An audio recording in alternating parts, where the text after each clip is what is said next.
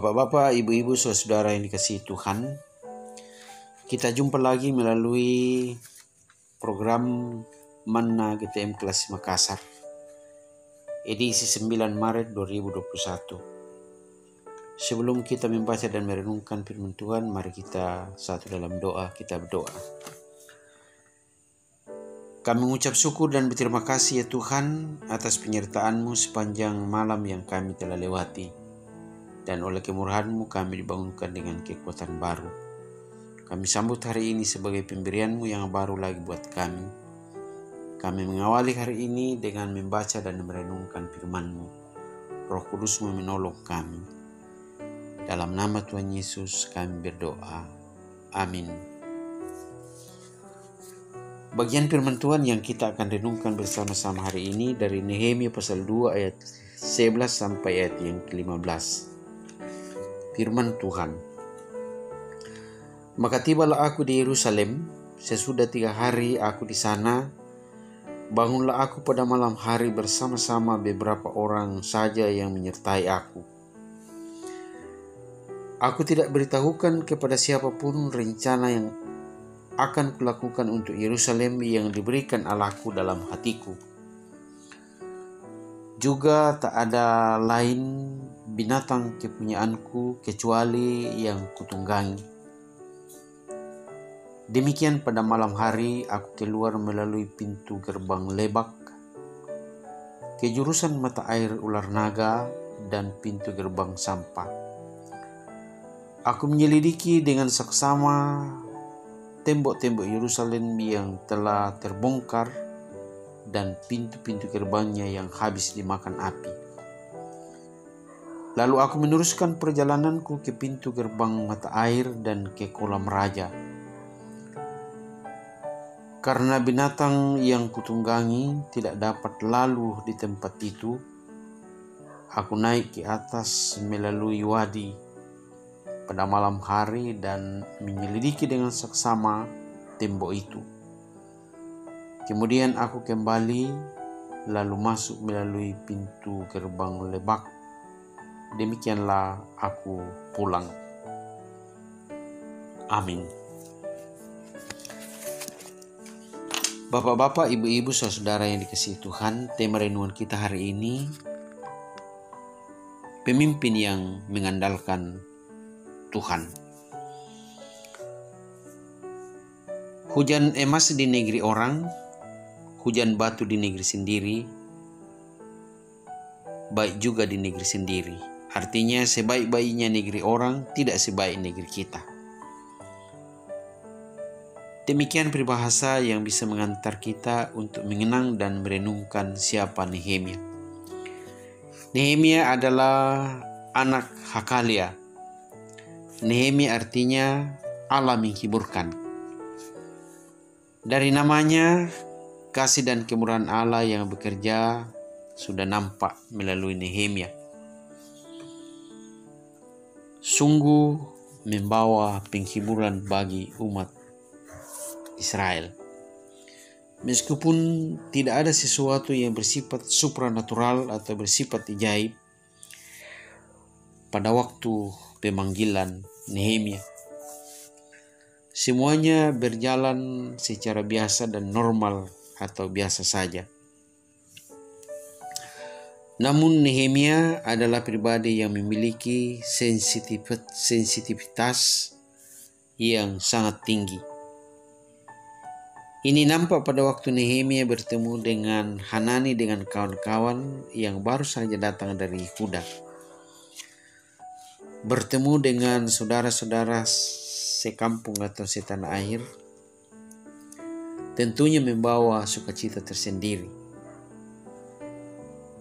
Ketika Nehemia menanyakan hal ikhwal yang terjadi di kampung halaman, katanya bagaimana keadaan orang-orang Yahudi yang luput dari penawanan dan bagaimana keadaan Yerusalem. Kata Hanani dengan kawan-kawan, orang-orang yang tinggal di daerah sana yang terhindar dari penawanan ada dalam kesukaran besar. dan dalam keadaan tercela. Tembok Yerusalem yang menjadi simbol dan kebanggaan orang Yahudi telah terbongkar dan pintu-pintunya telah habis dilahap si jago merah. Mendengar berita itu, Nehemia tidak dapat menahan diri. Ia duduk menangis, meratapi kesulitan besar bangsanya, dan ia berkabung selama beberapa hari sebagai ekspresi kesetiakawanan terhadap bangsanya. Lalu Nehemia berpuasa dan berdoa, semoga Allah semesta langit memulihkan dan mempersatukan umatnya kembali. Nampaknya keadaan ini sangat meresahkan Nehemia, sehingga tidak bisa disembunyikan, termasuk sewaktu melaksanakan tugas sebagai juru minum. Raja Artasasta terkejut melihat wajah Nehemia karena tidak pernah terjadi selama ini. Katanya, mengapa mukamu muram sekalipun engkau tidak sakit? Nehemia kaget ketakutan. Ternyata raja bisa membaca keresahannya. Lalu ia menjawab, hiduplah raja untuk selamanya. Kemudian Nehemia menyampaikan masalah yang ia sedang hadapi. Bagaimana mungkin mukaku tidak muram kalau kota tempat pekuburan nenek moyangku telah menjadi reruntuhan dan pintu-pintu gerbangnya telah dimakan habis api. Hati Raja Artasasta tersentuh dan terharu melihat orang kepercayaannya sedang bersusah hati. Saudara-saudara, juru minum sebenarnya adalah orang kepercayaan dan orang yang disukai raja. Selain itu, ia mempunyai pengaruh politik dan sekaligus menjadi penasehat raja. Jadi Raja Nehemia sebagai juru minum, ia memiliki hubungan yang sangat dekat dengan Raja Artasasta. Karena itu, tidak heran kalau Raja Artasasta setelah mendengar pergumulan Nehemia juru minumnya itu, ia membuka diri dan bertanya, jadi apa yang kau inginkan? Sebelum Nehemia menjawab pertanyaan raja, ia terlebih dahulu berdoa. Tentunya ia memohon hikmat kepada Allah. Kemudian ia menjawab raja, katanya, jikalau baginda menganggap baik dan berkenan kepada hambamu ini, utuslah aku ke Yehuda, ke kota pekuburan nenek moyangku, supaya aku membangunnya kembali. Nehemia 2 ayat yang kelima. Raja bermurah hati dan ia berkata kepada Nehemia, berapa lama engkau dalam perjalanan dan kapan engkau akan kembali? Setelah Nehemia menyampaikan jangka waktu yang dibutuhkan, maka raja memperkenankan dan lalu Nehemia diutus untuk memuluskan perjalanan Nehemia menuju ke Yehuda. Ternyata beliau adalah seorang visioner yang mampu melihat hambatan yang bakalan menghalangi perjalanannya. Karena itu lagi-lagi Nehemia memohon dukungan raja. Ia memohon 2 surat. Pertama, untuk para bupati yang ada di seberang sungai Efrat, supaya mengizinkan Nehemia bila Nehemia lewat. Yang kedua, surat untuk Asaf, pengawas taman raja supaya memberikan kayu untuk memasang balok-balok pada pintu-pintu gerbang di benteng bait suci untuk tembok kota dan rumah yang akan didiami oleh Nehemia.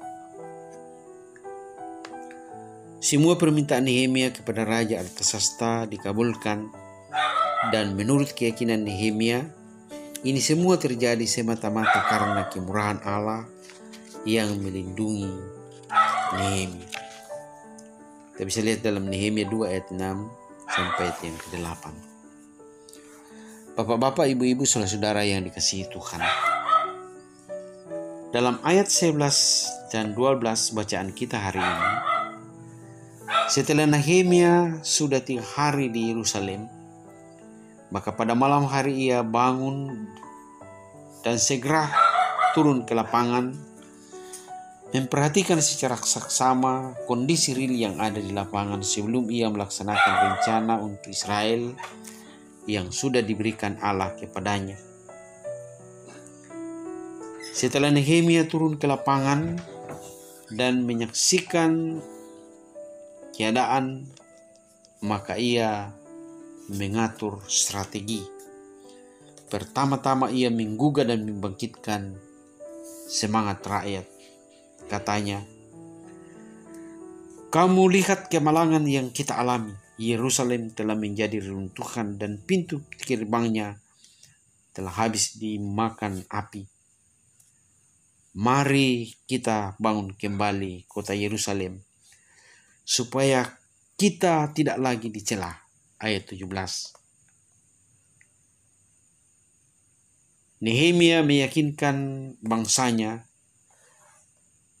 waktu itu bahwa betapa besarnya kasih dan kemurahan Allah yang melindungi dia, dan betapa besarnya dukungan Raja Artasasta atas rencana untuk membangun kembali Yerusalem. Ia telah difasilitasi sedemikian rupa. Mendengar itu, bangkitlah semangat rakyat yang sebuah tekad.